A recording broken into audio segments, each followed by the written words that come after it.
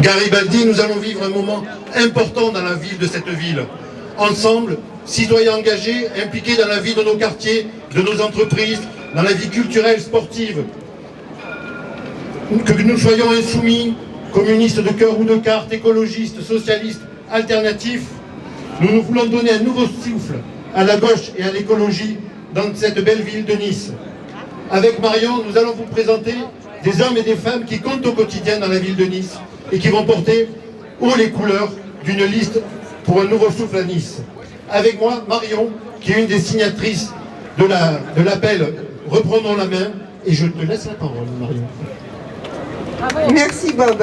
Justement, je vais commencer par un petit remerciement déjà à toutes et tous d'être là, d'être venus et de vous préoccuper du sort de votre ville, puisqu'effectivement c'est une étape importante. Je voulais remercier aussi tous ceux qui ont participé à ce moment, les plus jeunes comme les plus expérimentés, qui sont sur le front depuis plusieurs jours et semaines pour permettre cette prise de parole et pour vous annoncer tout ce que vous allez découvrir aujourd'hui. Je voulais remercier aussi nos musiciens. Donc on a Christopher Brocardo à la guitare, on a Greg Bourdon au son et on a aussi Hugues qui était sur l'animation sonore. Merci à eux. Et merci à toute l'énergie déployée pour cet événement. Donc avec Bob, que vous connaissez puisque c'est un ancien dirigeant du PCF jusqu'à il n'y a pas si longtemps, que vous connaissez bien, on va vous présenter des personnalités qui s'impliquent dans cette campagne, des candidats qui sont sur la liste et qui vont construire cette belle aventure que la campagne municipale. Je vais commencer par une personne que vous connaissez bien, puisque c'est une actrice de terrain, souvent à l'écoute. Donc sans plus tarder, je vais demander à Nord Chatron de bien vouloir votre numéro 3 sur la liste. Merci. J'ai entendu actrice, j'ai un peu stressé quand même. De terrain, ça va. Alors, je suis donc Anne-Laure Chatron. J'ai grandi dans cette ville, j'y ai fait mes études, j'y travaille, j'y vis. Et ça fait plus de 30 ans, là où je peux, bien sûr, que j'apporte ma contribution pour lutter contre les inégalités et les injustices. Parce que je ne vois pas comment on peut faire société en stigmatisant telle ou telle personne, selon qu'on la réduirait à son origine supposée, sa classe sociale, son activité professionnelle, ses croyances, son genre, son orientation sexuelle, son apparence physique ou je ne sais quel casque qu'on n'a pas encore inventé. Vous savez, ou pas, je suis enseignante auprès de jeunes élèves en grande difficulté scolaire. Et une partie de mon travail consiste à les aider, ainsi que leurs familles, à ne pas se résigner, ne pas être fatalistes, mais plutôt à créer les conditions qui leur permettront de trouver le parcours de vie qui leur correspond le mieux, de faire leurs propres choix, bref, de s'émanciper. Je suis aussi engagée dans un syndicat enseignant pour défendre le droit du travail et le maintien des services publics de l'éducation, qui, comme l'ensemble des services publics, est violemment malmené. Je suis également militante associative pour le climat, partant du principe que la lutte contre le dérèglement climatique ne peut être décorrélée de la question de justice sociale. Et j'ai, pour ma part, trouvé une traduction politique à mes engagements en investissant depuis 9 ans au sein de la France Insoumise. Si je liste comme ça ces différents engagements, c'est parce qu'il y a une cohérence que je partage avec l'ensemble des camarades qui œuvrent au sein de ce collectif qu'on peut appeler dès aujourd'hui Nice Front Populaire. Et je me mets au service de cette liste parce qu'elle sera solide, elle sera fiable, qu'il ne s'agit pas d'accords de circonstances qui se délitent au gré des ambitions personnelles, comme on a tant été habitué à le voir depuis des décennies, mais d'un travail de fond, constant, et d'une volonté farouche de construire les conditions d'accéder aux responsabilités. Parce que de quoi on parle en fait? On parle d'avoir un maximum d'élus au conseil municipal, au conseil métropolitain, pour mettre en œuvre concrètement ce sur quoi on se sera engagé pendant les 5 mois à venir. Parce que, soyons clairs, où on peut vivre, travailler, se nourrir, se soigner, se cultiver, dans quelles conditions, comment on se déplace, comment on s'occupe de nos enfants, de nos anciens, des plus vulnérables, quel type d'économie locale on peut favoriser pour que ce soit responsable et soutenable. Tout ça, ce qui régit notre vie quotidienne et notre futur, ce sont des choix politiques. Et la ville, comme la métropole, ont les compétences pour orienter et gérer les dépenses publiques. Il s'agit de notre argent à toutes et à tous. Ne l'oublions pas. Et elles ont les compétences pour permettre aux agents territoriaux d'assurer partout et à tous les niveaux leur mission de service public sereinement. Elles sont les leviers qui permettent de prioriser le bien commun. Et ici, je voudrais ajouter, parce qu'on en sait quelque chose, que nous avons besoin d'un tissu associatif, sportif, culturel, environnemental, solidaire, de santé, d'éducation populaire, qui ait les moyens de travailler en complément des collectivités, en toute indépendance, parce que les assos renforcent les liens sociaux et qu'elles pallient bien souvent les manquements de l'État. Une ville en bonne santé, c'est avant tout une ville inclusive, dans laquelle on est fier de vivre et de pouvoir agir. Ras-le-bol d'entendre qu'on vit sur un territoire tellement acquis aux droites extrêmes, extrême droite, que le fils Sarkozy, et même Bardella, viendraient s'y parachuter par facilité. On ne se fera pas non plus voler cette campagne par les sorties hallucinantes successives d'un Christian Estrosi ou d'un Éric Ciotti, qui au mieux font sourire, au pire créent du dégoût, et qui ont, quoi qu'il en soit, éloigné tant de Niçois et de Niçoises des urnes. C'est important d'en prendre la mesure, de lutter concrètement contre cette résignation qu'on entend parfois chez les électeurs et les électrices de gauche. Là, il y a 1000 façons de participer à cette aventure collective. L'une d'entre elles est d'agir dès maintenant, autour de soi, et le plus largement possible pour aider à vérifier si on est bien inscrit sur les listes électorales, ou sinon d'expliquer les démarches qui sont simples pour s'inscrire. Je pense entre autres aux nombreuses personnes qui ne sont plus allées voter depuis longtemps, ou qui ont déménagé, et qui s'aperçoivent le jour J qu'elles ont été radiées. Je pense aux étudiants et aux étudiantes qui se rendent compte parfois trop tard être restés sur la commune de leurs parents, alors que leur souhait était de s'impliquer sur le territoire de leur vie de jeune adulte. Aux jeunes majeurs, récemment, en général pas toujours au fait des procédures. Je pense aussi aux nombreux étrangers et étrangères qui sont membres de l'Union européenne, qui résident à Nice et qui, par leur citoyenneté européenne, ont le droit, eux, pour l'instant, de voter au municipal. Dans un chiffrage universel, chaque voix compte, avec la même légitimité. Chaque bulletin dans l'urne déterminera notre capacité à agir. Dans la liste Nice Front Populaire, il y aura 69 personnes qui s'engagent, dans leur diversité et leur complémentarité, à porter et mettre en œuvre avec sincérité et sérieux un programme résolument de gauche qu'on aura co-construit, consolidé, expliqué et défendu pendant les mois qui nous séparent des élections.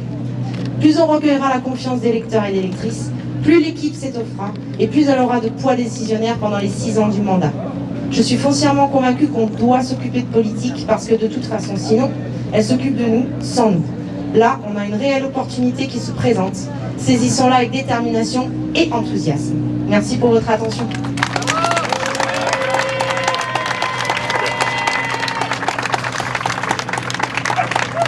Merci Anne-Laure. Une liste, c'est un nom et donc vous venez de le découvrir. Ça s'appelle Nice Front Populaire parce qu'on veut être, je dirais, fidèle au programme du nouveau Front Populaire.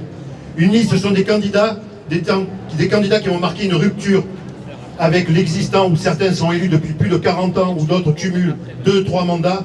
On veut, avec les candidats que va porter la liste Nice Front Populaire, marquer un profond renouvellement des hommes et des femmes qui vont porter nos luttes, nos combats et nos aspirations au sein du conseil municipal et de la métropole. Et une liste, c'est aussi et surtout un programme. Anne-Laure vient de le dire, on veut le co-construire. D'ores et déjà, il y a 40 personnes qui participent à l'élaboration, à la première élaboration de ce programme.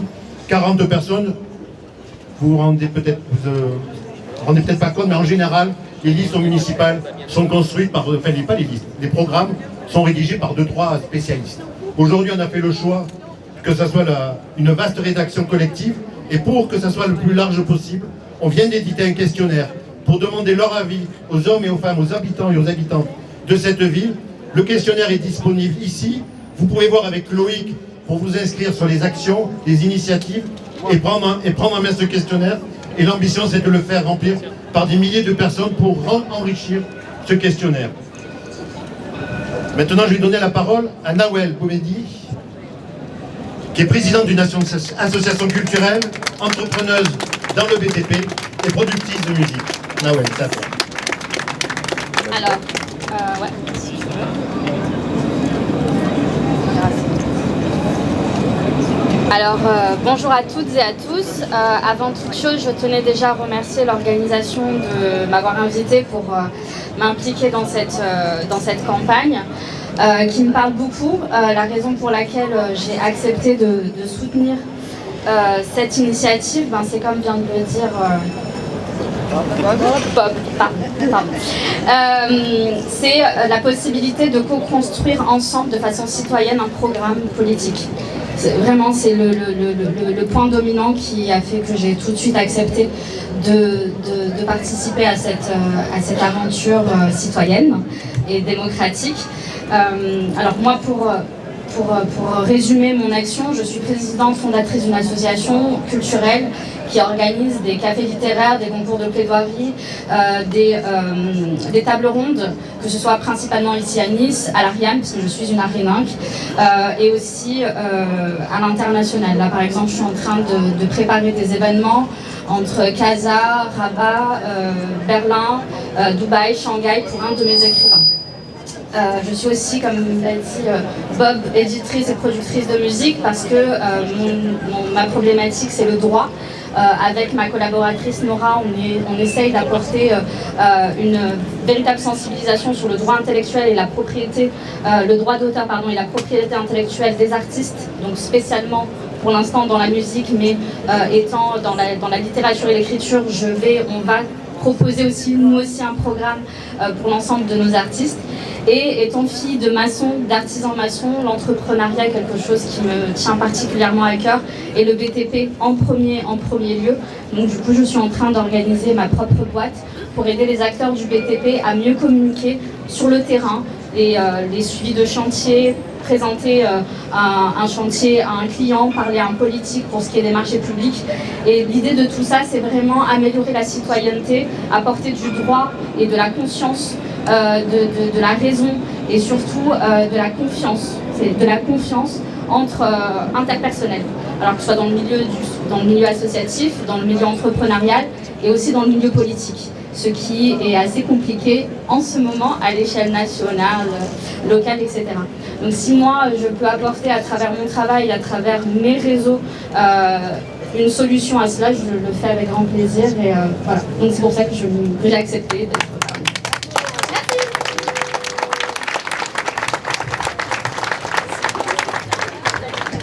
Merci beaucoup Nawel. Donc comme vous l'aurez compris, Nawel est vraiment présente, impliquée dans la ville. Elle n'a pas attendu Nice Front Populaire pour s'impliquer dans la vie de la ville, mais en revanche, en toute cohérence, qu'elle rejoint un collectif. Et elle a une très grande expertise, c'est impressionnant, mais chacun peut participer à cette campagne, chacun peut s'impliquer. Voter, c'est déjà s'impliquer. Anne-Laure en a parlé tout à l'heure, il y en a qui ne sont pas inscrits sur les listes électorales. Donc pensez, ceux qui ne sont pas au point sur leur situation, ceux qui ont déménagé récemment, vous avez le stand des jeunes qu'on remercie, qui ont des formulaires CERFA, qui peuvent vous aider dans la démarche pour vous inscrire sur les listes électorales. Une autre façon de s'impliquer, c'est s'impliquer au financement de la campagne, puisque Nice Front Populaire a décidé de ne pas dépendre des banques, a décidé d'une indépendance financière, de ne pas être sous l'influence. Et pour ça, en fait, le financement se fait par prêt participatif. Ce ne sont pas des dons, c'est un prêt, vous serez remboursé par l'État. Et vous pouvez aller voir Pascal, ici, à côté de notre belle banderole, qui vous expliquera la convention de prêt. On peut s'impliquer à partir d'une toute petite somme, et je le répète, c'est un prêt, ce n'est pas un don. Donc n'hésitez pas à aller voir Pascal pour qu'il vous en dise plus. Maintenant, on va rentrer un peu dans le vif de la campagne, et notamment le bilan des mandats précédents. Je vais demander à David Nakache de bien vouloir nous rejoindre. Il sera le 4e sur cette liste et il va nous parler un peu des mandats précédents. Merci Marion. Mes amis, mes camarades, Christian Estrosi a été élu maire de Nice pour la première fois il y a 17 ans. Ça fait 17 ans que nous vivons sous l'ère Estrosi, que nous subissons le système Estrosi. Quels sont les principaux enseignements de cette période? Le premier, c'est l'explosion d'une crise sociale. Nous avons un Niçois sur 5 qui vit sous le seuil de pauvreté. Je ne développe pas la question sociale vraiment dans le détail parce qu'Olivier en parlera tout à l'heure, mais quand même, vous savez qu'on a de plus en plus de familles et d'enfants à la rue. Vous savez qu'on a de plus en plus de personnes âgées, d'étudiants qui sont obligés d'aller aux maraudes alimentaires. Vous savez qu'on a des centres d'hébergement qui sont largement insuffisants. Pour l'ensemble des femmes SDF à Nice, on a à peine 50 places d'hébergement. Vous savez qu'au niveau du logement, on crie famine et surtout au niveau du logement social. Est-ce que vous avez déjà entendu Christian Estrosi vous parler d'un grand plan de lutte contre la précarité? Est-ce que vous l'avez déjà entendu ne serait-ce parler que de la pauvreté à Nice? Pour Christian Estrosi, la lutte contre la précarité n'est même pas un sujet. Pour nous, c'est une priorité. Le deuxième grand enjeu, quand on gère une ville ou une métropole, c'est l'écologie. Alors plus tard, tout à l'heure, Yann va vous en parler en détail, mais quelques éléments quand même. Sur la question de l'écologie, ce qu'il faut faire, c'est assez connu. Tous les plans le disent, locaux, régionaux, nationaux, européens. Il faut baisser la pollution atmosphérique. Que fait Christian Estrosi? Il valide l'extension de l'aéroport de Nice. Il faut favoriser les transports en commun. Que fait Christian Estrosi? Il refuse la gratuité des transports. Pire, il augmente les tarifs. Il faut augmenter le réseau de tramway. À chaque fois qu'on a une nouvelle ligne de tramway, vous avez la production de CO2 qui baisse significativement. En 17 ans de mandat, il a réussi à sortir 2 lignes. La ligne 2 et la ligne 3. Et encore, 80% du tracé est commun. Et il bifurque qu'après. Et à l'Ariane, on attend toujours le tramway. Autre point très important, il faut limiter l'imperméabilisation des sols. Que fait Christian Estrosi? Il continue de bétonner la plaine du Var. Depuis des années, sur l'écologie, Christian Estrosi oscille entre le déni et le greenwashing. Alors on pourrait se dire, Christian Estrosi, c'est un maire de droite. Ben, la droite, le social et l'écologie, ça ne les intéresse pas trop. On s'attendrait peut-être à ce que sur l'économie, sur la sécurité, ils ont un bilan qui soit un peu meilleur. Il n'en est rien. Quand on regarde la gestion économique de la ville de Nice et de la métropole, la première des choses qui saute aux yeux, c'est la dette.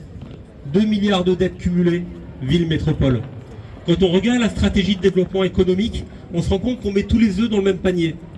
On est en train de mettre en place une dépendance au tourisme, une monoactivité économique qui, en termes de stratégie, est suicidaire. On a entre 40 à 45% des emplois directs et indirects qui dépendent du tourisme. Ça veut dire que malheureusement, si demain la destination Nice auprès des tour opérateurs s'effondre, parce que vous avez des règlements climatiques, des tempêtes à répétition, parce que vous avez le narcotrafic qui continue à s'étendre, parce que vous avez le retour des attentats. Si la destination Nice s'arrête, la moitié de l'économie et des emplois sont à l'arrêt. C'est suicidaire. N'importe quel étudiant en première année d'économie apprend qu'il faut diversifier les moteurs de croissance. Alors on pourrait se dire, ben, sur la sécurité au moins, puisqu'il parle que de ça depuis le début, il va être bon, il y aura quelque chose. En fait, Christian Estrosi a déclaré au départ qu'il voulait faire de Nice le laboratoire de la sécurité. Nice est devenue la cible du narcotrafic. Le phénomène auquel nous sommes confrontés aujourd'hui est extrêmement grave. Les 2 années qui viennent de passer, l'année 2024 et l'année 2025 qui est en cours depuis janvier, sont des années dramatiques. En 2024, on compte 9 décès directs. Des tirs à balles réelles en pleine rue, un incendie criminel au moulin. En 2025, on décompte déjà 5 décès directs. Pareil, des règlements de compte et la terrible fusillade qui nous a endeuillés le 3 octobre dernier au moulin.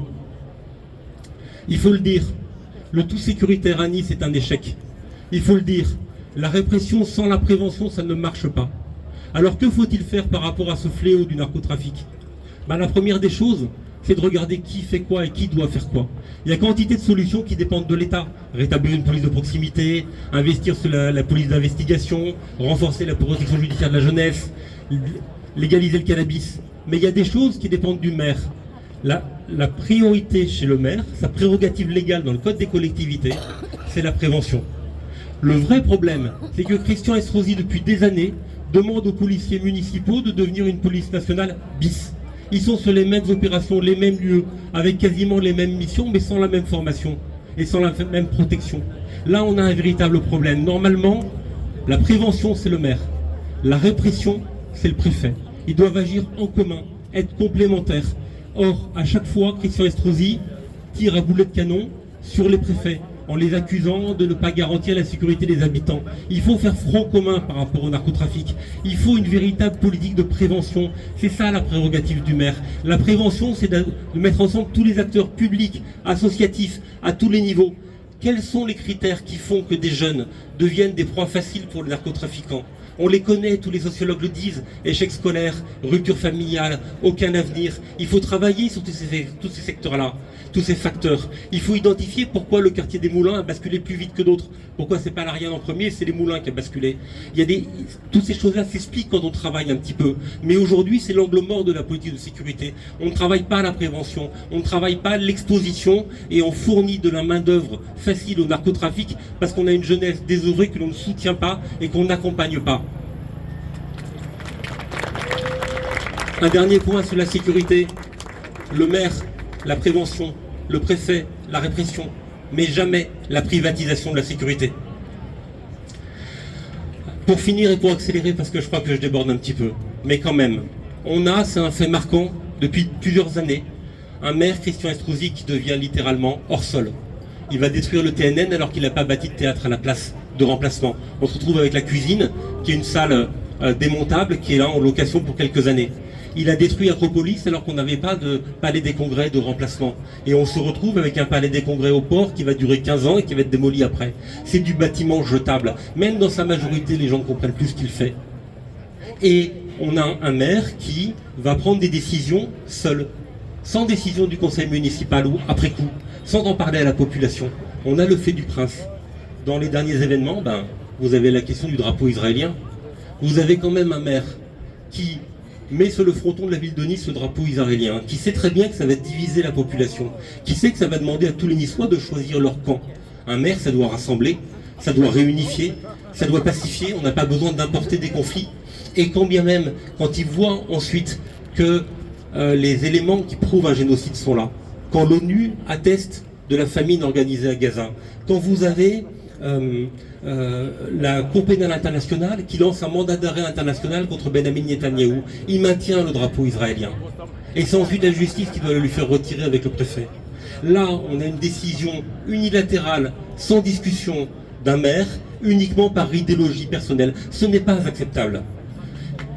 Et quand vous avez un Christian Estrosi qui va attribuer un parvis, le parvis de le futur hôtel de police, à Nicolas Sarkozy, qui a été condamné définitivement dans l'affaire Bismuth, qui a été condamné en première et deuxième instance dans l'affaire Big-Malion, qui vient dans l'affaire des financements libyens d'être condamné en première instance à 5 ans de prison ferme. Et on va glorifier la corruption. Après avoir fait une rue Charles Pasqua, une statue Jacques Chirac, une rue Jacques Médecin, on fait l'éloge de la corruption. C'est pas acceptable. Alors il faut que j'aille vite, excusez-moi. Je vais vous dire un mot quand même, parce que qui on a en face? En face de Christian Estrosi, on a quelqu'un qui s'appelle, merci Bob, qui s'appelle Éric Ciotti. Éric Ciotti, c'est la triste histoire d'une lente radicalisation vers l'extrême droite. C'est quelqu'un qui, quand il était président du conseil départemental, a mené une politique littéralement antisociale. La seule chose qu'il a faite de forte, c'est de soupçonner tous les bénéficiaires du RSA d'être des fraudeurs et de faire une cellule antifraude au lieu de les céder à sortir de la précarité. Quand il était député, il a pris amendements et lois qui se rapprochaient de plus en plus de l'extrême droite, publié un livre sur l'autorité, le culte du chef, le culte de l'uniforme, le culte de l'ordre. Et maintenant, il a fait la bascule. Éric Ciotti, c'est l'aboutissement du processus de normalisation de l'extrême droite en France. Et qu'est-ce qu'il veut faire maintenant? Il veut prendre la 5e ville de France, notre ville, Nice. Nous ne le laisserons pas faire. Ce qu'il faut voir, c'est que la presse vous présente le duel Estrosi-Ciotti comme le duel de deux frères ennemis. Mais en réalité, les deux frères ennemis, ils sont toujours frères. Parce qu'ils ont le même programme. Entre Christian Estrosi et Éric Ciotti, il y a une différence de degré. Il n'y a pas de différence de nature. Estrosi, c'était celui qui, il y a quelque temps à peine, déclarait que l'islam n'était pas compatible avec la République. C'est celui qui envoyait un guide à tous les maires de France pour leur dire comment chasser les Roms dans leur commune.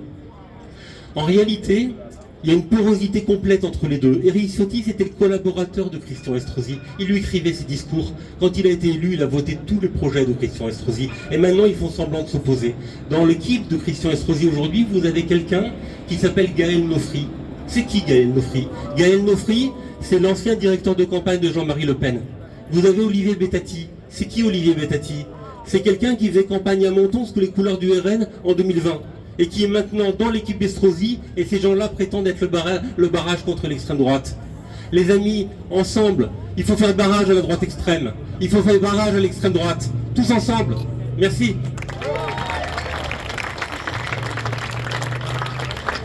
Merci David. Alors vous l'avez compris, nous ne voulons pas d'un maire qui fait fi de ses habitantes et de ses habitants. Nice, c'est une grande ville, ce sont plusieurs réalités, plusieurs quartiers. Et parmi les citoyennes et les citoyens qui s'engagent, je vais demander à Atem Dridi, donc, qui est un habitant des Moulins, qui œuvre dans le cadre de plusieurs associations là-bas, qui connaît bien aussi le terrain et qui va vous en parler. Bonjour tout le monde. Premièrement, passer après David, c'est pas facile. Je vous le dis. Donc je m'appelle Atem Dridi. Je suis niçois depuis 21 ans. On est tombé amoureux de cette ville. On est arrivé ici ébahi. Puis... C'est bon. Parfait. Puis on a vu tout ce qui n'allait pas. Mon épouse et moi, on s'est tout de suite engagés dans la vie associative du quartier des Moulins. J'ai créé à cette époque-là, parce qu'il n'y avait pas l'association des parents d'élèves du collège Jules Romain. J'ai repris l'association des parents d'élèves de la Digue des Français, donc l'école primaire.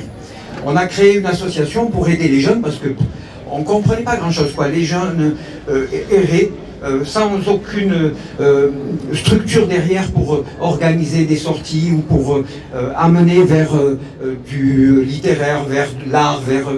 on a plein de musées ici. Enfin, voilà, on a essayé d'organiser ça. Je vais remettre mon texte. Puis, par la suite, il y a 15 ans, on a l'État... En fait, non, pas l'État. Les institutions ont créé le Conseil citoyen, les conseils citoyens, dont je fais partie depuis aujourd'hui 15 ans.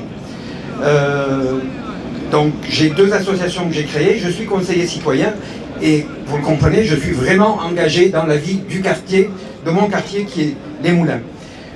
David en parlait à l'instant. On traverse des moments durs, des moments difficiles. On en est à je ne sais combien de morts. La famille qui a péri dans l'incendie, eh bien, ils habitent à 20 mètres, ils habitaient à 20 mètres à peu près de mon domicile, donc on voit à leurs fenêtres.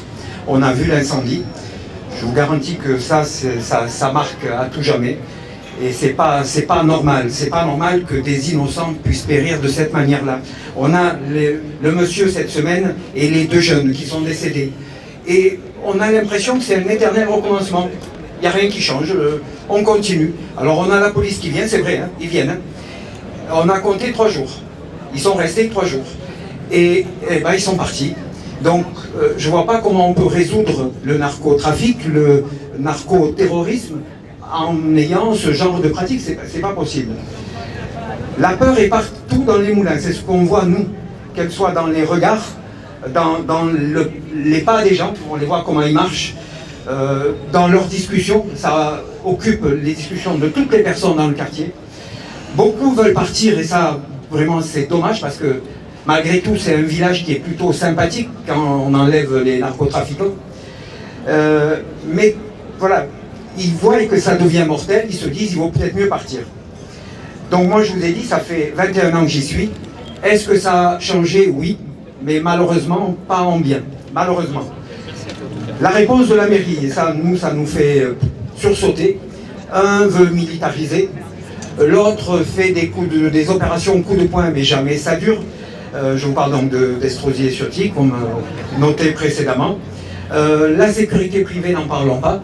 Ils n'ont aucun moyen, ils n'ont aucun pouvoir, et c'est des déambulations de personnes en soi-disant uniformes. Mais je ne vois pas du tout ce que ça apporte. La sécurité, pour moi, elle viendra du travail collectif, de l'éducation, et pour nous, dans le quartier, et plus largement, de la solidarité.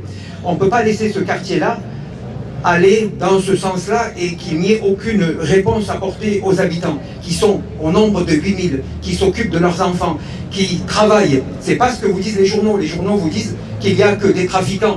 C'est pas la réalité. La majorité travaille, s'occupent réellement de leurs enfants. Ce qu'ils veulent, c'est que leurs enfants réussissent. Et quand on nous présente les moulins, eh ben, il y a eu des tirs, il y a eu des morts, et basta. Il n'y a rien qui se passe au moulin à part ça. Moi, je suis jeune en politique, je me suis engagé avec Farid. Il y a 5 ans à peu près, on a collé, on a tracté, on a Mais honnêtement, je suis jeune, j'étais plus dans l'associatif, sans comprendre que l'associatif ne va nulle part sans le politique. Malheureusement, il faut qu'il y ait la part du politique pour pouvoir avancer, pour pouvoir aller chercher les bonnes décisions, les bonnes solutions. J'aimerais, je veux, mettez-le comme vous voulez, que les moulins deviennent un symbole de dignité, de sécurité, de sérénité retrouvée. Je porte ici la voix de celles et ceux que Nice oublie. Merci pour eux. Je veux contribuer à défendre les droits et combattre les inégalités. Nous devons être unis, pas seulement pour changer le quartier, mais pour changer le système, bien décrit par David. Ensemble, faisons des moulins un symbole de justice sociale. Ensemble, montrons que l'engagement citoyen est la force qui fait bouger les choses. Parce que nous, les insoumis, savons que la sécurité, c'est d'abord la justice, la solidarité, la bienveillance. Merci.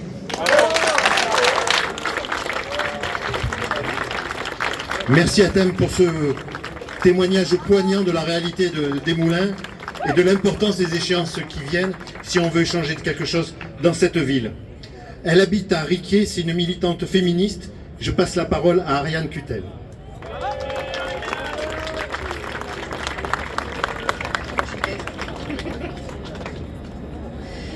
Bonjour, donc je suis Ariane Cutel et je prends la parole aujourd'hui comme femme, comme niçoise et comme militante féministe qui refuse que la politique locale reste un espace réservé où les mêmes se succèdent toujours en prétendant parler pour tout le monde, et parce que j'en ai assez de voir les droits des femmes traités comme secondaires en politique.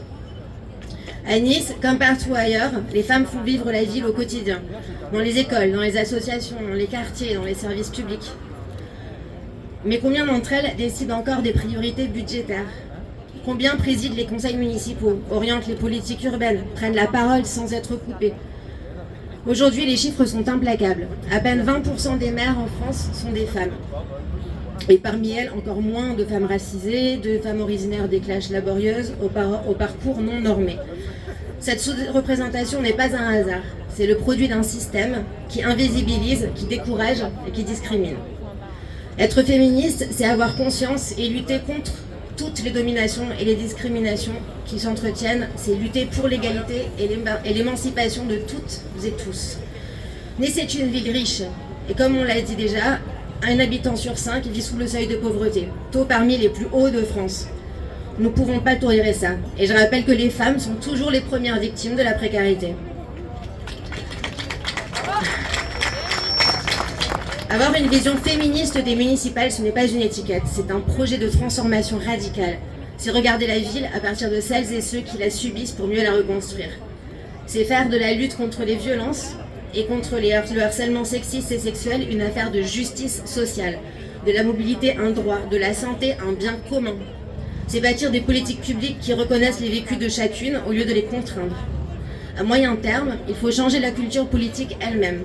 Adopter des budgets sensibles au genre, des politiques d'achat public responsables, former les élus et les agences à la prévention des violences sexistes, valoriser les figures féminines dans nos rues, nos bibliothèques, nos médias.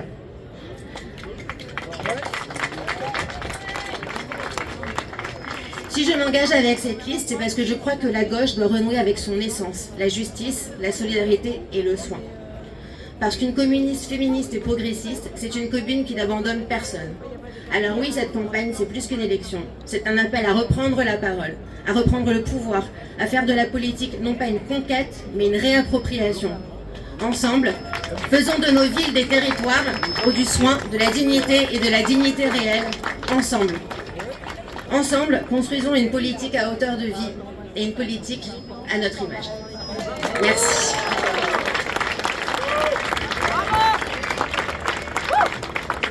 Merci Ariane. Donc, tu l'as dit, Nice est une belle ville où il va falloir toutes et tous se réapproprier le territoire. C'est une belle ville, j'insiste un peu, la météo nous le prouve encore aujourd'hui. On est bien à Nice et pourtant, il y aurait encore tellement à faire pour la transition écologique notamment. Je vais demander à Yann Salagnon, militant écologiste, de venir nous donner son point de vue.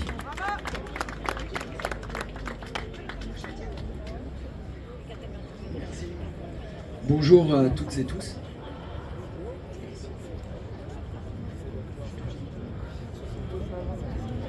Super. Donc moi je vais vous parler un petit peu d'écologie. Un petit rappel sur le contexte écologique mondial. Nous le savons toutes et tous, un réchauffement climatique est en cours. La biodiversité souffre et s'effondre. 7 des 9 limites planétaires ont été franchies. La 7e, c'était le mois dernier. Si je ne me trompe pas, c'était l'acidification des océans. Nous épuisons rapidement et sûrement les ressources de la planète, qui atteint en juillet le fameux jour du dépassement des ressources, de l'épuisement des ressources. Si les effets ne se ressentent pas tous au quotidien, ils existent et sont des bombes à retardement pour les décennies et ne parlons même pas des siècles à venir. L'activité humaine en est responsable, tous les scientifiques sont d'accord, et plus on est riche, plus notre mode de vie est impactant.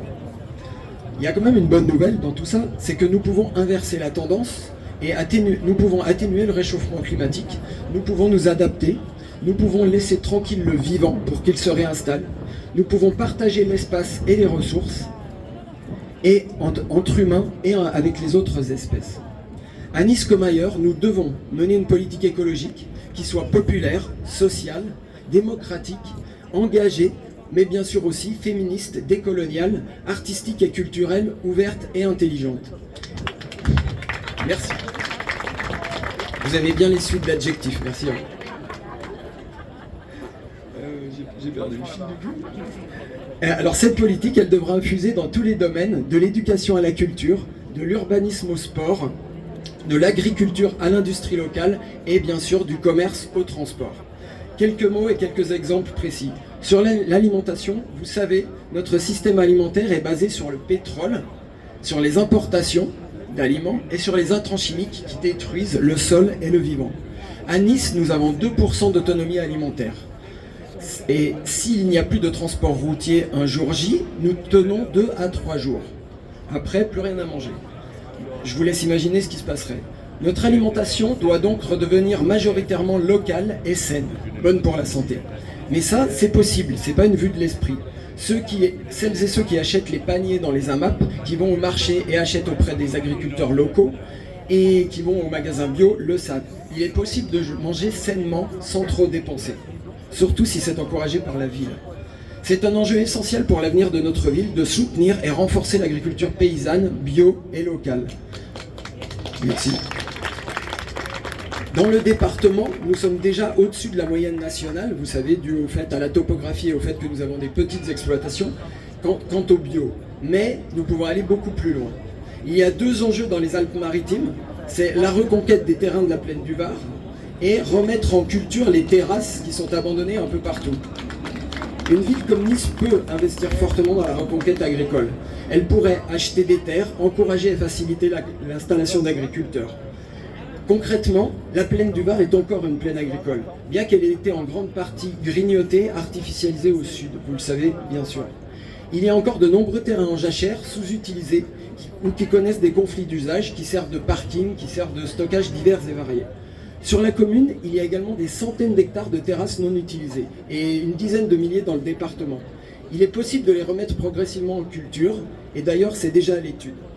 À nous de faciliter le mouvement, d'encourager des agriculteurs à s'y réinstaller et d'encourager la jeune génération à faire ce métier crucial et stratégique. Merci. Un petit mot sur la nature en ville. Dans la ville, nous avons tout à gagner à faire revenir la nature en ville, à revégétaliser les places publiques très minérales, comme ici par exemple, mais vous en connaissez sûrement d'autres, à laisser pousser les herbes au pied des arbres, par exemple là où ils sont bétonnés, et à créer plus de jardins partagés pour faire des potagers collectifs.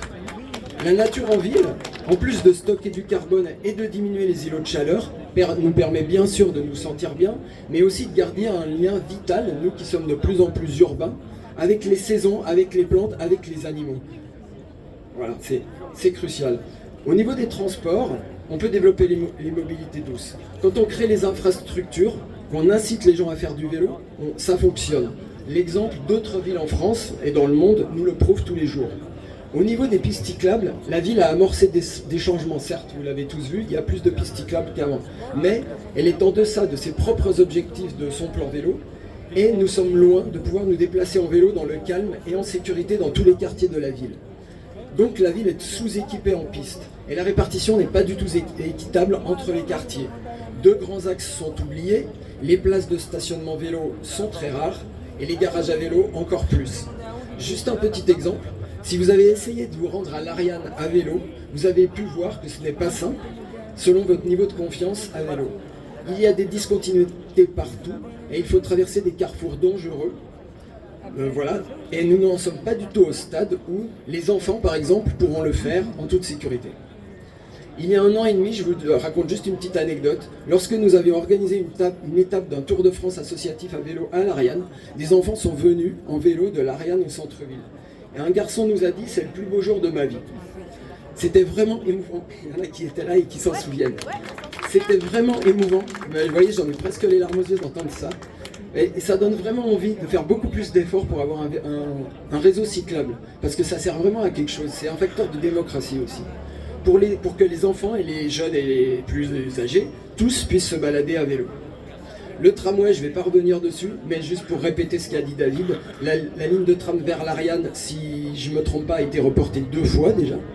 Et ne serait-il pas temps de la réaliser dans les années qui viennent? Merci. Un court mot sur l'automobile, c'est la première cause de pollution de l'air à Nice. Le transport routier est responsable de 48% des émissions de gaz à effet de serre de la métropole. On le vit tous les jours, il y a beaucoup de voitures dans les rues de Nice. Qu'est-ce qu'on fait? Est-ce qu'on continue comme ça? On change rien, on ferme les yeux? Il faut savoir que 95% des déplacements en voiture quotidiens font moins de 5 km. 95% moins de 5 km. Est-ce que la plupart de ces trajets ne pourraient pas se faire autrement?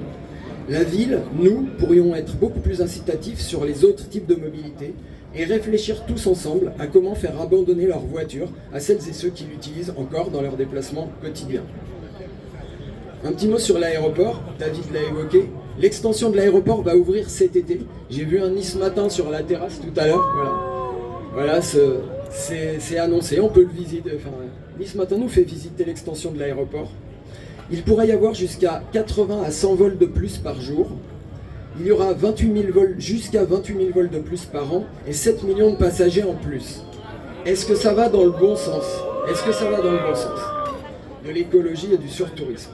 La ville n'aurait pas dû soutenir cette extension. À la rigueur, une rénovation des locaux, puisqu'il disait que c'était pour améliorer le confort des passagers, pourquoi pas, mais sans augmenter la capacité de l'aéroport. Nice, en tant que ville touristique depuis 150 ans, est connue au niveau mondial pour ça, elle peut montrer l'exemple. Elle peut aller vers un tourisme plus vert, apaisé et respectueux, décarboné, et tourné vers l'arrière-pays, pourquoi pas, et plus vers la nature, au lieu que ce soit les boîtes de nuit, les grands hôtels, etc. Et les SUV noirs, aux vitres teintées. Être incitatif envers un public plus proche, qui pourrait venir autrement qu'en avion, également. De France ou d'Europe, par exemple. Au lieu de ça, la ville et la région et l'aéroport font la publicité de Nice à l'autre bout du monde, pour que les touristes viennent du plus loin possible. Un petit mot sur le logement. À Nice comme ailleurs, la rénovation énergétique des bâtiments doit être massive.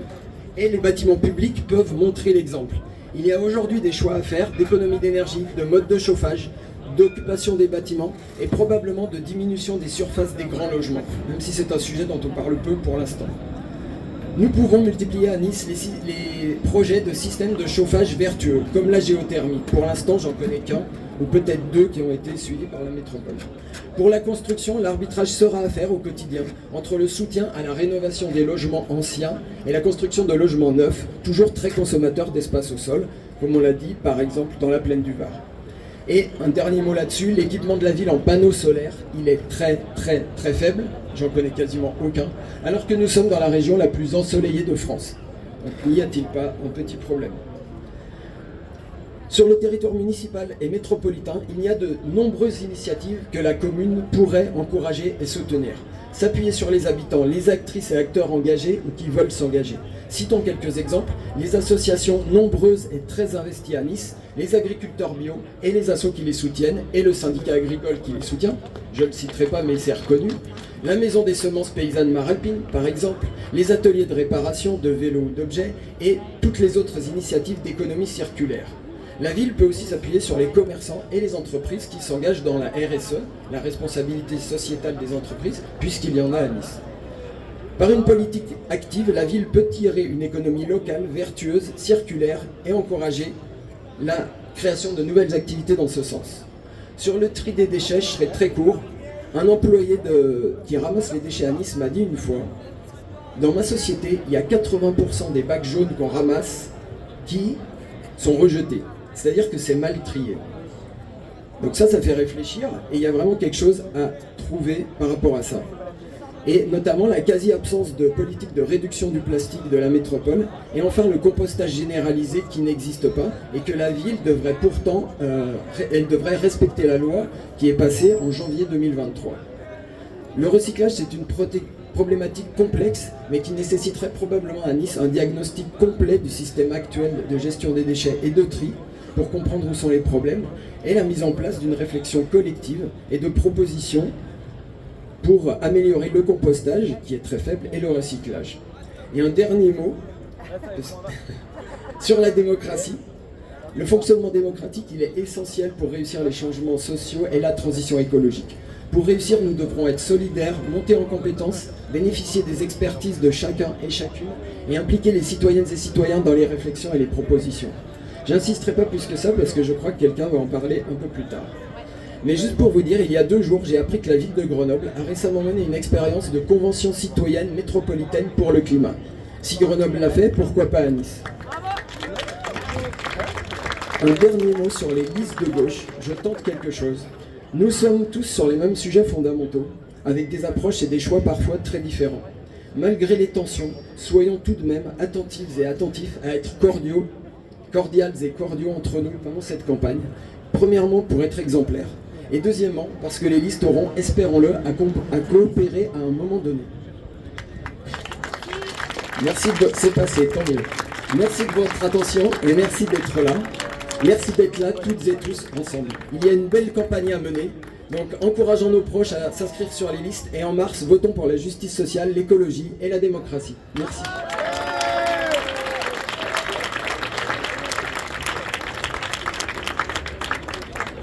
Merci beaucoup Yann.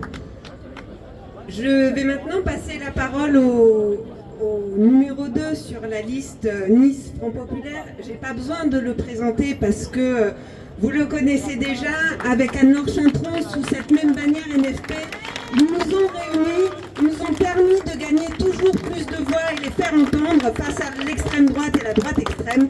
Je passe donc la parole à Olivier Salerno.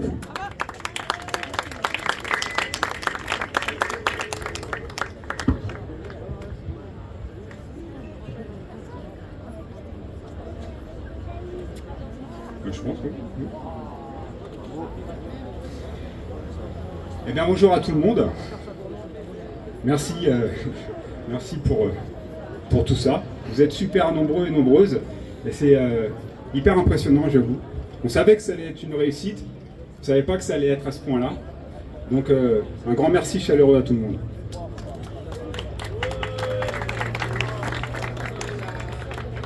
Bon, je passe après Yann, qui vient de nous dresser un bilan pas très glorieux de la situation environnementale à Nice. Car oui, il y a urgence. Urgence écologique et urgence sociale également. Car ce sont les plus précaires qui subissent les premiers la violence du dérèglement climatique. Et notamment par le biais du logement. À Nice, on le dit souvent, il y a la carte postale et la face cachée de la carte postale. Et vous imaginez bien qu'avec une personne sur 5 vivant sous le seuil de pauvreté, il faudrait ici, plus qu'à beaucoup d'endroits, une volonté politique très forte, puissante et planifiée pour, premièrement, rénover l'ensemble des logements insalubres de la ville et prioritairement dans le parc public. Parce qu'une grande partie du logement social à Nice est dans un état déplorable, avec des fuites, des moisissures et une isolation parfois inexistante. On le voit beaucoup dans des quartiers comme au Liseron par exemple, à Bon Voyage, ou encore au foyer Nicéa, qui est noté comme l'un des quartiers les plus pauvres de France, ici, à Nice. Les logements sont des bouilloires l'été et ils sont glaciaux l'hiver. Laisser des familles avec des enfants ou des personnes âgées croupir dans ces passoires thermiques est indigne pour une ville comme la nôtre. Ensuite, il faut rénover et construire.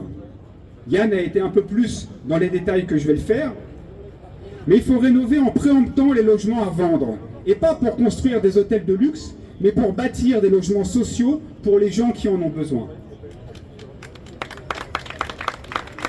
Il faut construire aussi, et pas dans leur logique de bétonisation, pas dans la logique qui transforme nos fleuves en parking ou en supermarché comme dans la plaine du Var.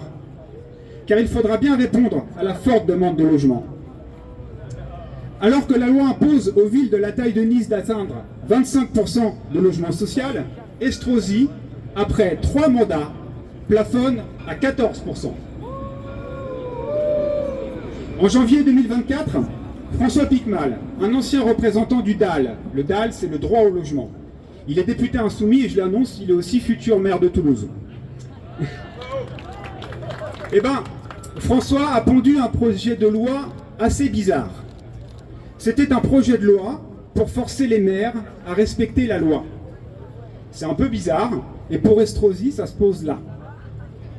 En l'occurrence, c'était la loi SRU, sur la solidarité, renouvellement urbain.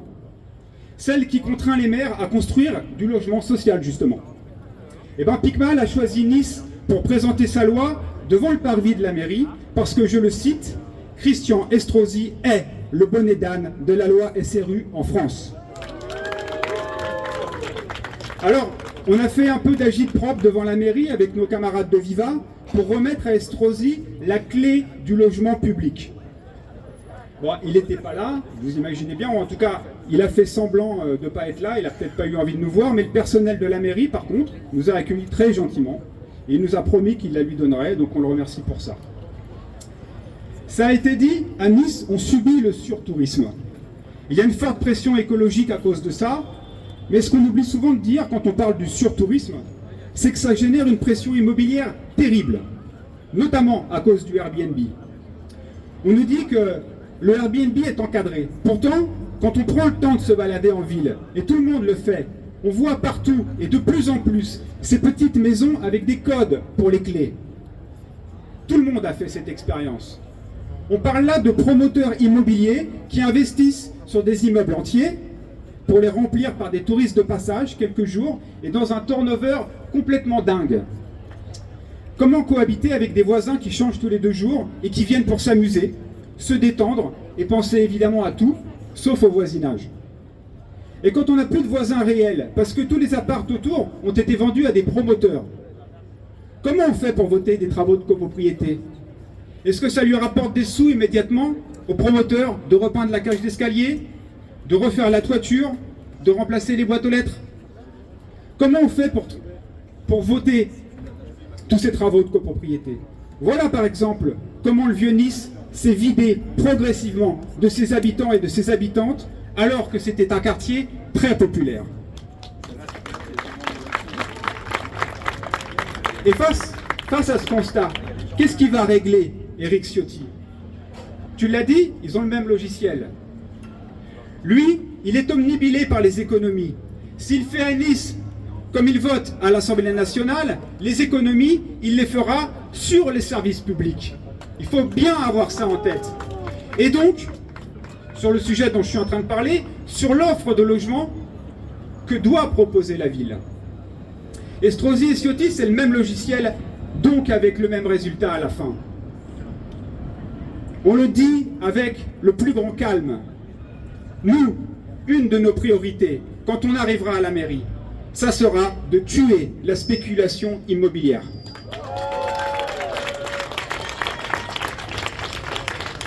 Cette spéculation qui empêche même les personnes avec des salaires corrects de trouver un logement. Des couples qui dorment dans le salon pour laisser la chambre à leurs enfants. Sans parler de ceux qui se séparent et qui n'arrivent même plus à trouver une location.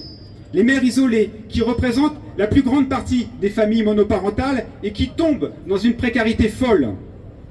Et dire qu'on entend encore nos élus au conseil municipal, comme à l'Assemblée nationale, nous parler des écrans plats achetés avec l'allocation rentrée scolaire. La honte. C'est un constat. Nice se transforme progressivement en location géante de septembre à juin pour laisser la place aux touristes à la haute saison en Airbnb.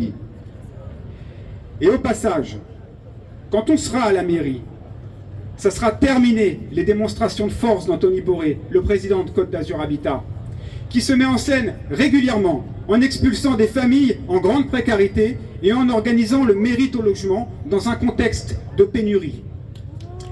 Avec Boré, un enfant qui a un problème avec la justice dans une famille, c'est tout le monde qui est expulsé, frères et sœurs compris, la double peine. Alors on le dit, on le répète, le logement, c'est un droit. Les chiffres que je viens d'évoquer sur le logement social et sur le nombre de personnes pauvres à Nice, nous n'arrêtons pas de les ressasser. On les répète et on les répète et on les répète. Parce que c'est en les articulant entre eux que l'on se rend compte à quel point nous vivons sur un territoire où les élus assument totalement la ségrégation urbaine. La preuve, plus de 25 ans, ça a été dit tout à l'heure, 2 fois, c'est tellement important, plus de 25 ans après le premier coup de pioche, le tramway n'atteint toujours pas l'Ariane et il ne dépasse pas la ville de Nice alors qu'il a été financé par la métropole. Alors à ce rythme-là, la Trinité drape, on peut toujours attendre. Quand la ville a augmenté les tarifs de transport en commun de façon drastique, le type de transport le plus populaire, le ticket d'e-voyage, a tout bonnement disparu. On a pu entendre Gaël Nofri, le président de la régie Ligne d'Azur, engueuler les Niçoises et les Niçois dans Nice Matin parce qu'apparemment, on ne comprenait pas la nouvelle politique tarifaire. Avec la fédération de parents d'élèves dans laquelle j'étais, dans l'école de mes enfants, dans un quartier très populaire sur l'est de Nice, des mères d'élèves lui ont fait remarquer, lors d'une visite, que ça n'était pas donné de sortir le week-end en famille, avec des tarifs pareils si on payait son ticket à l'unité hors abonnement. Alors Nofri avançait évidemment des arguments d'autorité pour contrer celles qui avaient l'expérience de leur propre vie. Et en sortant de la réunion, il était attendu par son chauffeur après s'être vanté de prendre les transports en commun. Je vous jure que c'est véridique. C'est toujours un poème le rapport qu'ont les élus avec les gens ici. Cet exemple des transports, il est significatif. Et il est aujourd'hui plus que nécessaire de proposer des solutions économiques, sécurisantes et confortables pour les transports en commun. C'est pour ça que nous militons depuis 2020 pour des transports en commun gratuits, sans changer d'avis, mais en approfondissant la question, justement. Tout ça peut être financé sans augmenter les impôts, notamment par une forte augmentation de la taxe de séjour, c'est-à-dire la taxe payée par les touristes de passage dans notre ville. Et c'est un juste retour des choses. Nice, c'est 5 millions de visiteurs par an. C'est 12 000 chambres d'hôtel, avec pas mal de 4 et 5 étoiles. C'est plus de 6 000 fiches actives sur Airbnb. Au moins que ça permette de réellement démocratiser le transport en commun pour enfin sortir de cette fameuse ségrégation urbaine. Nice, c'est une ville dont les habitants et les habitantes subissent le déclassement. La peur du lendemain est puissante chez beaucoup. En face de ça, on est empêtré dans une élection où Estrosi et Ciotti font la course à la boule puante pour qui aura son article ou son reportage. Mais sérieusement,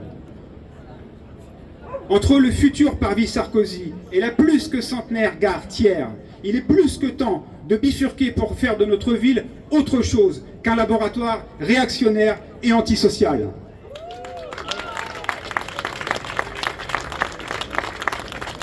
On est parti pour 5 mois de campagne.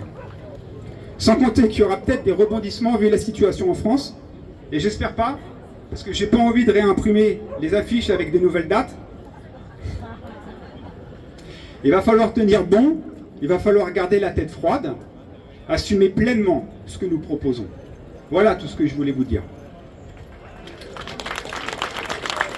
Alors pour détendre un peu l'ambiance, avant de passer à la suite, on va faire un petit jeu. Je vais vous dire des noms de personnalités politiques d'ici, vous allez me dire droite ou gauche. Greg Monetti, Jean-Pierre River, Patrick Mottard,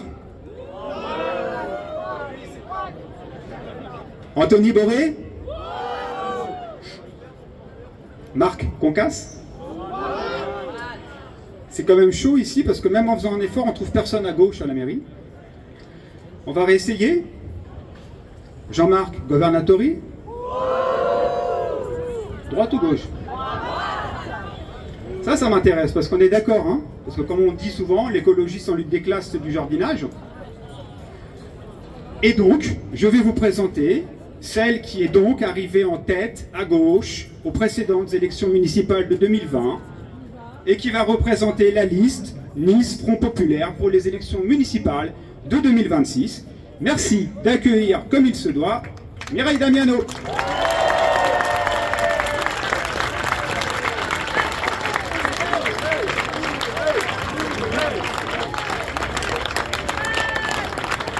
Bonjour à toutes et à tous, vraiment merci d'être aussi nombreux, comme le dit Olivier. C'est une grande joie de vous avoir tous autour de nous. Alors, j'ai envie de vous dire, nous y voilà. Mais avant de dire nous y voilà, je vais vous dire nous y revoilà. Et pourquoi je vous dis nous y revoilà? Parce qu'effectivement, Viva s'est construite et le rassemblement Viva Citoyen s'est construit lors des dernières municipales de 2020 dans une acception assez nouvelle. Et on nous a reconnus, malgré le fait qu'il y avait, rappelez-vous, le Covid, qu'il y avait des invitations à rester chez soi et ne pas voter. Finalement, notre campagne a été absolument fabuleuse, absolument enthousiasmante, et c'est vrai que nous sommes restés à quelques centaines de voix du deuxième tour, mais en laissant un souvenir magnifique, et ce souvenir-là, on va essayer de le faire tous ensemble revivre. Parce que c'est vrai que les médias nous ont gratifié, au moins d'une qualité, c'est la constance. Parce que d'habitude, vous savez, quand les gens se mobilisent pour une élection et puis ils sont un mouvement neuf, mais quelquefois ils disparaissent corps et bien d'ailleurs, hein, dans l'intervalle. On ne les voit plus pendant 6 ans. D'ailleurs, quelquefois on ne voit même plus les élus pendant 6 ans. Bon.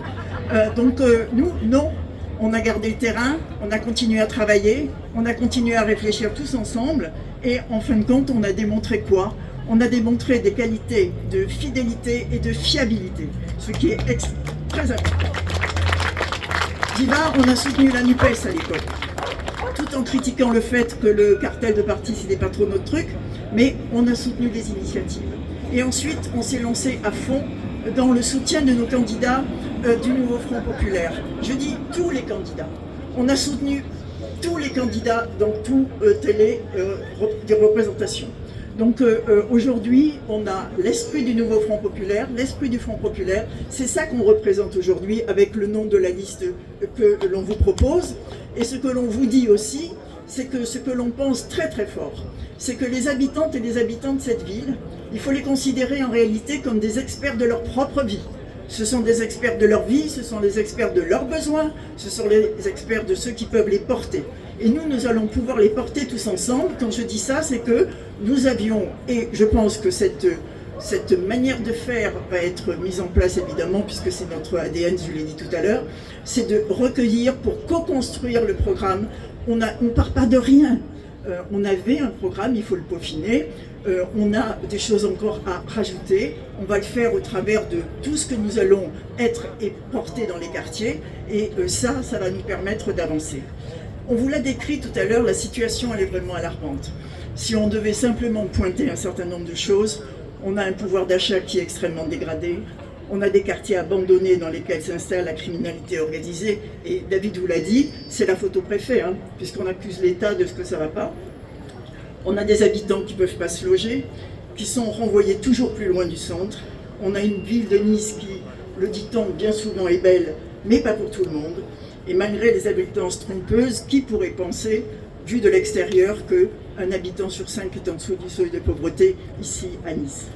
De plus en plus de personnes, familles et enfants sont à la rue. Pas plus tard qu'il y a quelques jours, derrière mon bureau, un SDF que nous aimions tous beaucoup est décédé. Il est décédé au petit matin, alors que c'était un homme de même pas 60 ans et qui malheureusement n'avait trouvé aucune solution. On craint qu'il y ait une certaine résignation. Parce que c'est vrai que ce qu'on entend malheureusement, c'est quoi? C'est tous pourris. Hein, ils sont tous les mêmes, ils sont tous pourris. Donc nous devons démontrer sur ce fond-là qu'il va falloir retrouver la confiance. retrouver la confiance, c'est mettre de côté la défiance qu'ont les gens contre les politiques. Et pourquoi ont-ils une telle défiance? Mais c'est évidemment parce que certains ne se comportent pas si bien que ça. Et la déshérence des urnes, ça arrange bien ceux qui sont justement à l'origine de cette situation. La confiance, elle va se regagner par la parole citoyenne retrouvée. J'ai une petite obsession, parmi tout ce qui vous a été dit. Mon obsession à moi, c'est la démocratie. Je dis que à partir du moment où on va porter ce programme, où on a des propositions à faire, où on va devoir les faire admettre, on ne peut pas penser y arriver si on ne peut pas mettre en place une véritable démocratie locale. La démocratie locale, certains l'appellent démocratie participative, mais je vais y revenir sur le plan de Nice, et on peut l'appeler démocratie active. Alors, pendant tous ces temps où nous étions sur le côté, on a fait, vous savez, en niçois, on dit des bolega bambana. Alors, les bolega bambana, c'est quoi? Ce sont des réunions de citoyennes et de citoyens qui sont conviés pour discuter d'un projet, de discuter d'un texte, de discuter d'une idée. Et nous étions une centaine à discuter effectivement autour de la possibilité de la restauration de la parole. Et il en est sorti évidemment quelque chose qui, d'une certaine manière, est intéressant, parce que si je vous demande aux uns et aux autres, vous savez comment ça va, la participation, la démocratie participative à Nice aujourd'hui, là? Qu'est-ce que vous me répondez? Qu'est-ce qu'il y a à part à vous la parole? Vous savez, ces grandes messes où on dit prenez donc la parole, dites-nous, etc. Donc il faut aller un petit peu plus loin dans l'analyse et voir qu'est-ce qui se passe aujourd'hui au titre de cette démocratie. Alors la première chose, c'est l'usage assez particulier du jeu. Comme vous l'a dit effectivement David, ici le maire c'est je. Parce que lorsque effectivement il dit je fais hisser pas le drapeau, 7 drapeaux israéliens sur le parvis, le fronton de la mairie, qu'il a fallu une procédure en justice pour effectivement obtenir qu'il les descende, il dit je, il n'y a pas de délibération municipale. De la même façon, il dit aujourd'hui je vais nommer le parvis du nouvel hôtel de police Sarkozy. Croyez-vous qu'il y a une décision municipale? Non. Il a fait voter un vœu, simplement. Donc l'utilisation du jeu est déjà la démonstration qu'il a une idée de la démocratie qui est quand même assez particulière. Et je dois dire que j'ai lu tout à l'heure, avec un grand sourire, que le street artiste Too Late avait collé des affiches qui sont assez rigolotes, parce qu'il a dit « Parvis Balkany, voyons plus grand », dit-il. Et il l'a invité à signer la pétition Viva que nous avions fait circuler et qui, hier, était à 3216 signatures. Et il a invité Estrosi à revenir à la raison. Donc, au-delà de ce jeu qui est quand même assez paroxysmique, on a un certain nombre de structures. Mais ces structures, elles sont intéressantes parce qu'elles sont verrouillées au point où vous ne l'imaginez que pas. On a un conseil communal consultatif, président le maire. On a un bureau et des commissions permanentes à qui on soumet des questions, c'est-à-dire ils ne sont même pas à l'origine des questions, on leur soumet des questions pour qu'ils les discutent. On a un conseil de territoire dans 6 territoires de la ville, où il y a 40 membres maximum, avec un président et des vice-présidents nommés par le maire. On a 2 membres de l'opposition, quand même, 2 sur 40.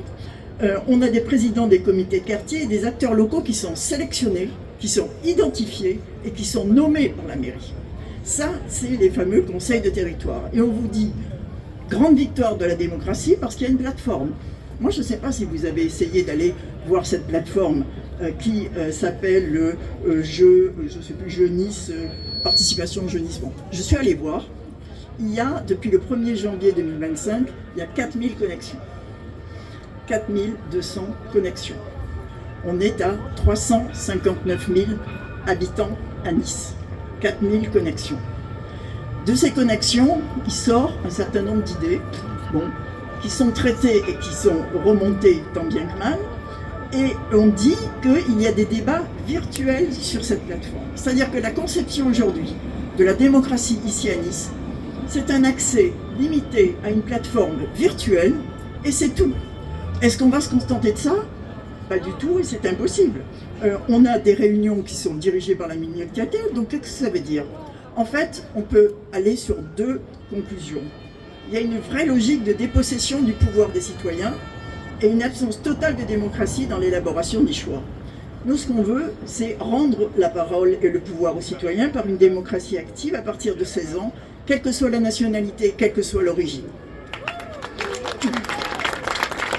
On voudrait instaurer de véritables conseils de quartier citoyens, qu'il convient évidemment de se doter avec un budget, mais qui entraîne la saisine du conseil municipal. En fait, ce qu'il faut réfléchir, c'est que c'est même pas tant la manière dont on articule les choses que la finalité. Il faut que ce qui est décidé, de ce qui est porté, vienne au conseil municipal d'autorité, sinon c'est mort. Hein. On doit changer l'ordre des priorités. Il faut, comme l'a dit Yann, peut-être des conventions citoyennes qui prévoient un processus de décision, des référendums d'initiative citoyenne et des comités d'usagers. Parce que ça, c'est très important. En dehors des grandes conventions, thème par thème, on peut faire des conventions et des comités d'usagers. Vous savez, on se dit finalement, David a fait le bilan de ce qui ne se fait pas, et il faut quand même aller lire de ce qu'on nous promet dans l'histoire. Parce que on a eu un article dans notre quotidien en avril 2025 qui annonce un projet d'Estrosi, de M. Estrosi. Écoutez bien parce que les termes sont intéressants. Il faut un choc d'autorité dans la rue, dans les tribunaux et à l'école. Tous les auteurs sont des OQTF, c'est-à-dire des personnes qui sont sous obligation de quitter le territoire français, et la faute à l'immigration, vecteur de communautarisme et d'islamisme. Et ensuite, plus de normes. Et le pompon, là, dans les histoires d'aide sociale, c'est qu'il nous dit vouloir remplacer la myriade d'aides par une aide sociale unique, plafonnée à 70% du SMIC, et puis pour faire le topo, et un livret d'épargne militaro-industriel. Mais quand on entend ça, excusez-moi, ça vous laisse à penser ce qui va être effectivement proposé aux Niçoises et aux Niçois. Ceci dit, à partir de ce moment-là, c'est quoi? C'est la chasse aux pauvres, c'est la suppression des maraudes, c'est les rues fermées, hein, la rue Materranti. Il y a effectivement 2-3 personnes qui se shootent à cet endroit-là. On va fermer la rue. On ne la fermera pas tant 6 heures, hein, on la ferme 6 jours. Et ensuite, on la réouvre, parce que soi-disant, on a réglé le problème. En fait, on a un Estrosi qui fait pas très différemment de Ciotti, parce que si vous lisez, je ne sais pas si vous l'avez lu, la lettre de 20 pages qu'il a envoyée aux Niçoises et Niçois, qu'il a mis dans les boîtes, 20 pages de papier glacé, hein, qu'est-ce qu'on lit? On lit pression sur l'insécurité due aux étrangers sous OQTF, kiff, hein, bon. Qu'est-ce qu'il veut? Une nouvelle prison, il veut un nouveau centre de rétention, le rétablissement des peines planchées et le rétablissement du délit de séjour irrégulier. Ça va être quoi? La chasse à l'étranger, bien sûr, qu'on a déjà connue depuis bien longtemps, et s'en suivent une série de vœux pieux. Alors, ce qui est intéressant, c'est que dans tout ça, ils font un concours qui est absolument affligeant. Affligeant. Il y en a un qui va à Las Planas, au HLM de Las Planas, oui, précisément, quand l'autre y est allé la veille. Et là, aujourd'hui ou hier, il y avait un adjoint de la mairie qui était devant le collège Henri Fabre, qui était en grève. Hein, donc, ils vont comme ça, pendant X mois, se balader d'un endroit à un autre pour se répondre, pendant que, évidemment, rien ne bouge. Et dans l'intervalle, on a de quoi se faire du souci, parce que quand on parle démocratie, il faut parler éthique aussi. Et le fait est que je suis avocate et effectivement la présomption d'innocence, ça me tient à cœur. Mais là, on a une série d'inquiétudes quand même qui sont assez fortes. Parce qu'on a des périodes où on a eu des séries de perquisitions, des séries de garde à vue, tant dans les locaux de la métropole que dans les locaux de la mairie, un certain nombre d'affaires qui sont pour le coup soumises à l'examen et qui sont bien inquiétantes. Pourquoi? Parce que la question et la raison de ces procédures, ce sont des détournements de fonds publics, des trafics d'influence de biens sociaux, avec un certain nombre de cadeaux. Vous savez, le lion là. Bon. Alors évidemment, ce n'est pas ce gros lion qui a été donné à M. Estrosi, hein. C'est des choses un petit peu plus petites, hein, bon, sur lesquelles il va devoir s'expliquer. En tout cas, ce qu'il nous faut nous exiger, Niçoises et Niçois, c'est la complète transparence de ce qui se passe dans ces procédures. Et sur ce point, on avait fait, il y a quelques années, et on avait proposé une éthique municipale. On avait proposé une charte d'éthique municipale. Alors, on se dit, finalement, elle a quelques années, mais bon, est-ce qu'on n'est pas quand même encore dans le ton? Mais écoutez, je vais vous lire juste 3-4 des premiers articles et vous allez vous rendre compte que finalement, on va la renouveler et la renouveler avec force. La ville de Nice cessera d'honorer, célébrer ou attribuer des noms de rues à des personnalités ayant été condamnées. La ville de Nice cessera toute forme de stigmatisation, de ségrégation des parties de la population et des politiques visant à alimenter les peurs et la délation. La ville de Nice instaurera la parité homme-femme pour régler toute instance existante. La ville de Nice respectera le plein exercice des droits de l'opposition et garantissons la grande transparence et dans l'attribution des logements sociaux. Il y a 15 articles comme ça. On est tout à fait dans ce que nous voulons. Donc aujourd'hui, ce que nous voulons tous ensemble, effectivement, c'est on ne se résigne pas de résignation, parce qu'on est tous ensemble, on est forts, on a un enthousiasme débordant, on sait faire, on sait aller voir les gens, et en conséquence de quoi, on voudrait que notre liste soit résolument de gauche, résolument écologique, résolument ouverte et résolument sans concession, fidèle à l'esprit du Front populaire. On a lancé un appel à tous ceux qui voudraient nous rejoindre. Et moi, je suis assez contente de voir ici tous les drapeaux qui sont là. On a les drapeaux de nos camarades du NPA, mais les drapeaux d'ensemble, on est capable. Ça veut dire que nous nous élargissons fortement, puisque de toute façon, c'était notre vœu d'avoir un rassemblement sans exclusive. Et puis, je vois parmi vous plein de gens qui sont un petit peu habitués aussi des manifestations. Je regarde, on défile bien souvent tous ensemble. Et vous savez, il y a un truc qu'on dit qui est assez chouette quand même. Et on dit, et même si Estrosi, Ciotti ne veulent pas, nous, on est là. Merci.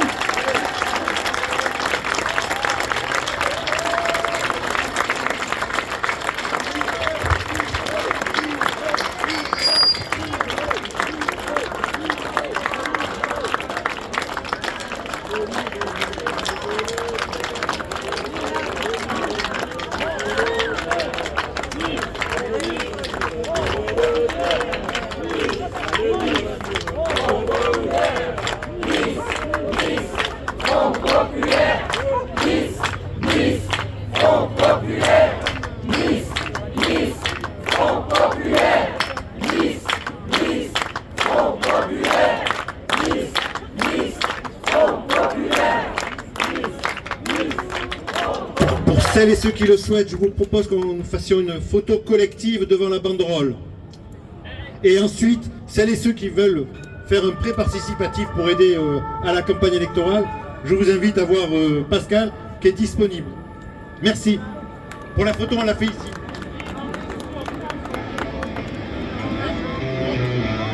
Nous vous invitons à venir le plus nombreux et nombreuses possible sur la photo, à vous engager à nos côtés dans cette campagne. N'hésitez pas et merci encore à toutes et tous d'être venus. Merci aussi, j'en profite, à notre service d'ordre qui fait que tout se passe bien et qu'on est nombreuses et nombreux réunis aujourd'hui.